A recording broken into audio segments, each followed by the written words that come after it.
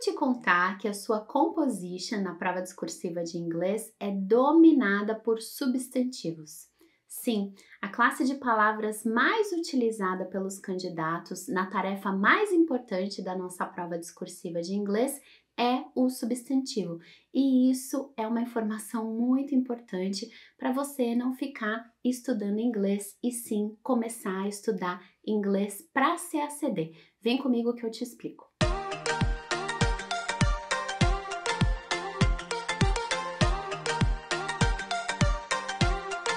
Seja bem-vindo, seja bem-vinda ao canal do CACD Inglês. Eu sou a professora Selene Candian. A gente continua na playlist dos meus 25 anos de ELT e hoje, com esse vídeo de hoje, a gente começa uma nova trilha por aqui falando sobre classes de palavras. Vou chamar a sua atenção para cada uma das classes de palavras e o que você precisa ter cuidado especial com cada uma das classes de palavras quando você está estudando vocabulário. E a gente vai começar pelos substantivos por um motivo muito simples. Na sua composition existem muitos substantivos. A classe de palavras que domina a sua composition é o substantivo. E essa informação, na verdade, não é nada surpreendente. Na modalidade escrita da língua inglesa, o uso dos substantivos normalmente é muito maior do que na modalidade oral da língua inglesa. Quero até te mostrar aqui uma citação de Biber and Conrad que diz assim: "There is a genuine difference between speech and writing, but it is one directional. Speakers are highly constrained in the kinds of discourse that they are normally able to produce. That is, regardless of communicative purpose, speakers produce text that relies on frequent verbs and clauses. In contrast, writers have a much wider range of possibilities for the kinds of discourse they can produce. As a result, written registers can have essentially the same linguistic characteristics as spoken registers, but written registers can also employ non-clausal discourse characterized by extremely complex noun phrase constructions. This type of discourse is not attested in normal speech, regardless of communicative purpose, and thus seems to be a way in which the written mode is genuinely different from the spoken mode."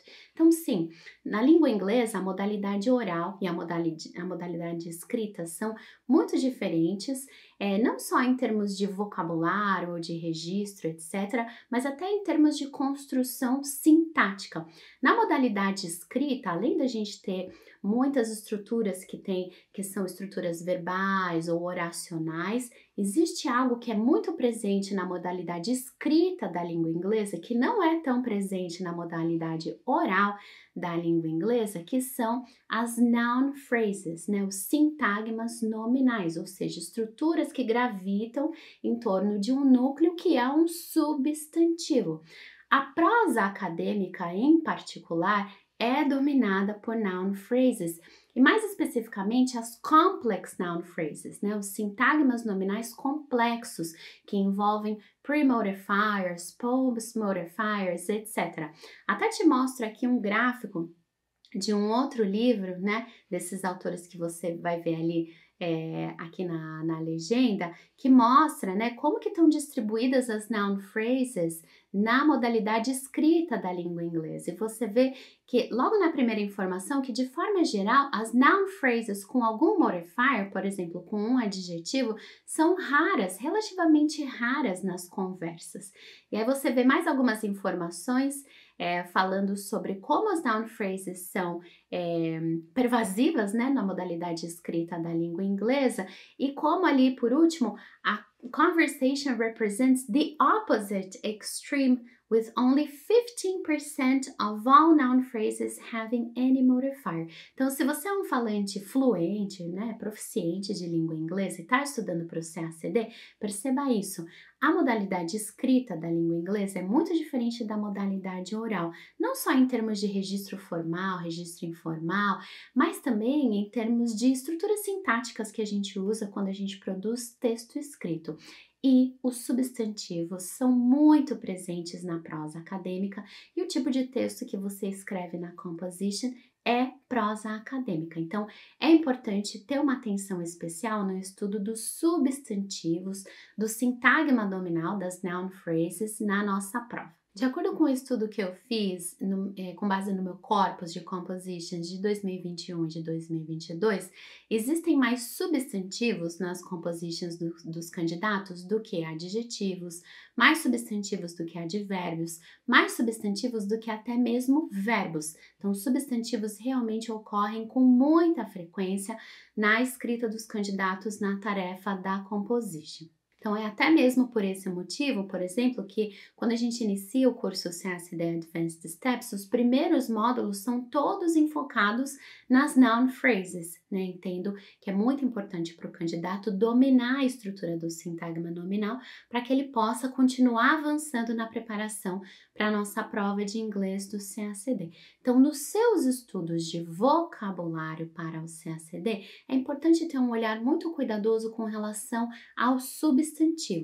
E aqui eu vou destacar 5 cuidados que é importante você ter no seu banco de palavras quando você estiver estudando nouns, né, substantivos. Lembrando, como eu já mencionei aqui no nosso canal em mais de um vídeo, quando você está estudando palavras no seu banco de palavras, sejam elas substantivos ou não, você não está preocupada só com o sentido dessas palavras, você está preocupada também com o comportamento gramatical dessas palavras e também com a colocabilidade, né? Quais são as companhias frequentes dessa palavra, porque tudo isso é avaliado no quesito CGPL na nossa prova de segunda fase. Então, um primeiro cuidado que você precisa ter no seu banco de palavras quando estiver estudando algum substantivo é o cuidado com countable, uncountable nouns.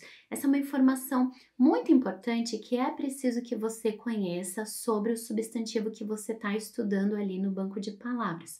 Então, encontrou um substantivo novo na sua leitura ou está estudando substantivos de alta frequência com base em alguma lista, por exemplo, a 4,000 Essential English Words, que eu já mencionei aqui também, no seu banco de palavras é importante anotar se aquele substantivo é countable ou uncountable ou se é ambos, né? Essa é uma informação morfológica sobre os substantivos na língua inglesa, que é essencial para você não ter erros de morfologia, né? Por exemplo, escrever informations seria um erro de morfologia, porque information é uncountable, né? Não tem essa forma plural, mas também para você evitar erros de sintaxe, né? Sabendo se o substantivo é countable ou uncountable, que a gente decide, por exemplo, se a gente usa artigo, se a gente não usa artigo, qual artigo pode utilizar e em quais casos.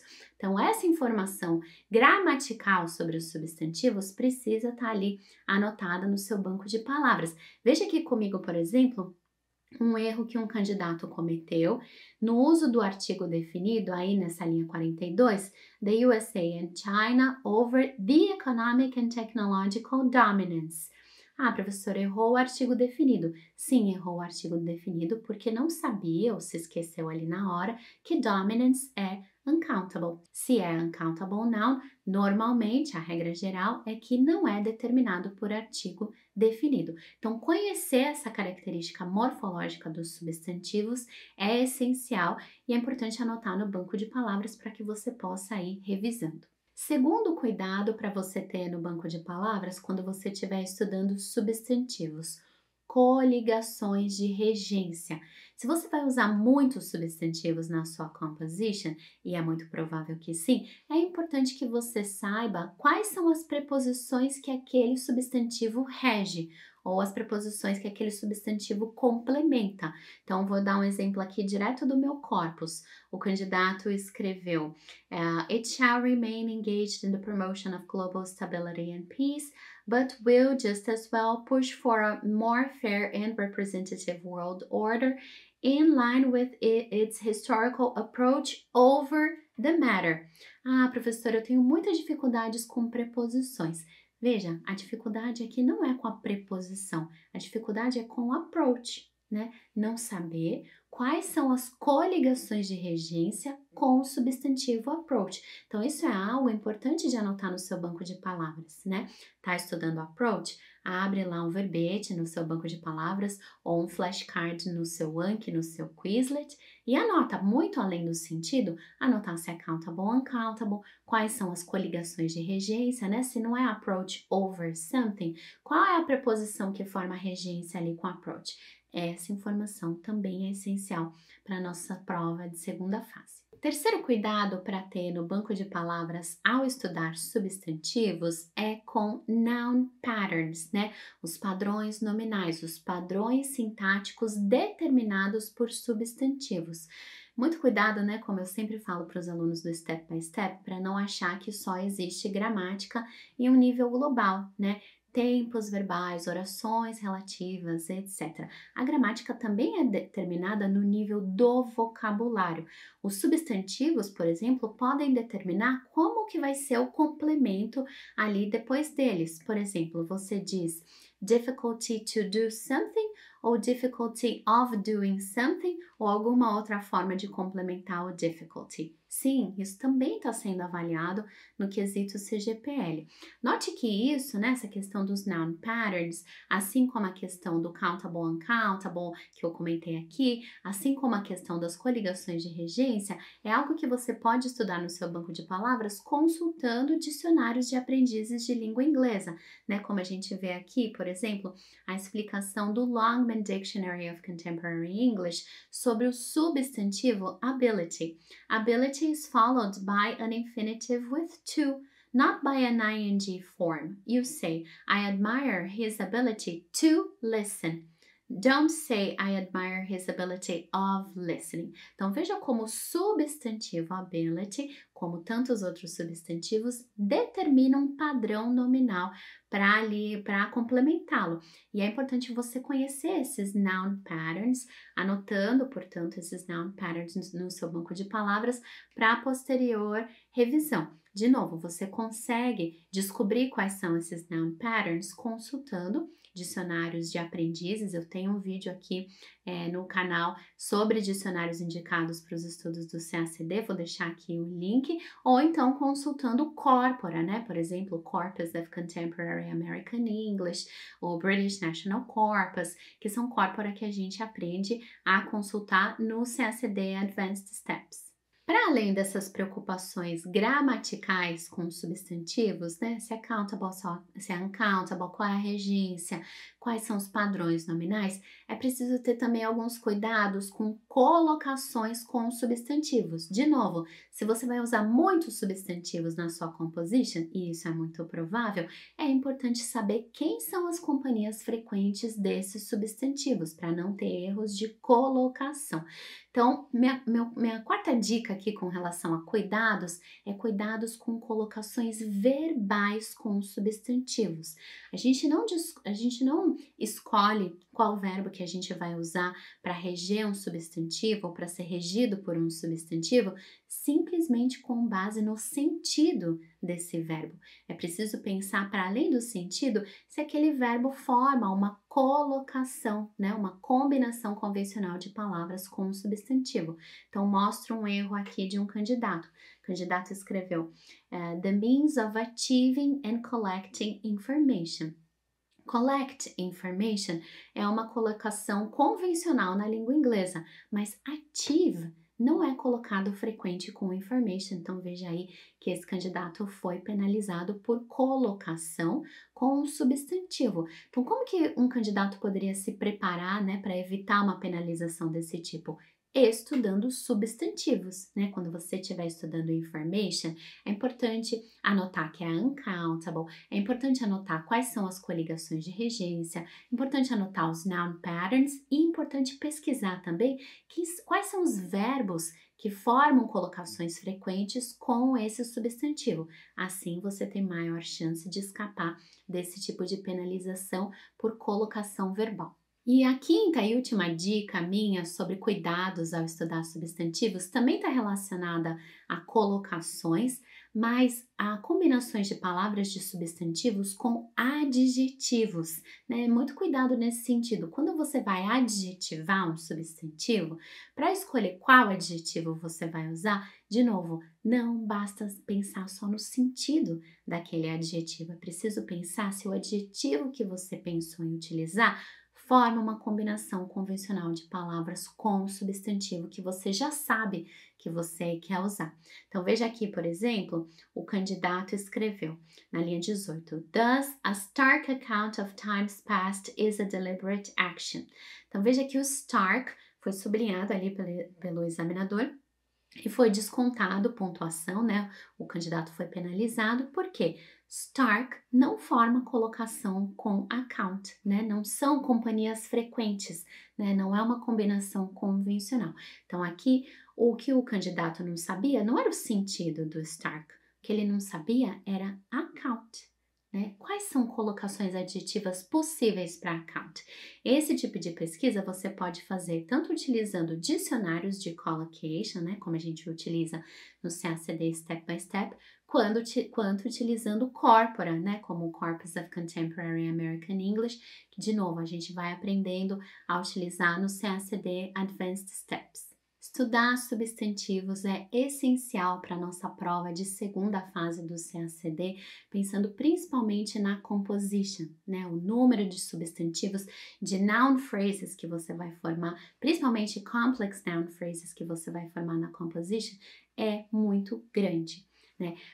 Se você precisa dar prioridade, né, no seu banco de palavras a um tipo de classe de palavras, estudar primeiro para depois estudar outras, priorize substantivos, mas não pense só no sentido dessas palavras, vá além disso, pense em termos morfossintáticos, né, se são countable ou uncountable, as coligações de regência, os padrões nominais e pense também em termos de colocabilidade, quais são as colocações verbais, quais são as colocações adjetivas. Assim, você tem mais chances de evitar penalizações relacionadas a esses tantos substantivos que normalmente os candidatos utilizam na nossa prova discursiva de inglês. Bom, chegamos ao fim desse nosso vídeo e na próxima semana a gente continua falando sobre classes de palavras. Quero conversar com você sobre a importância de estudar os adjetivos, pensando muito além do sentido deles. Até lá!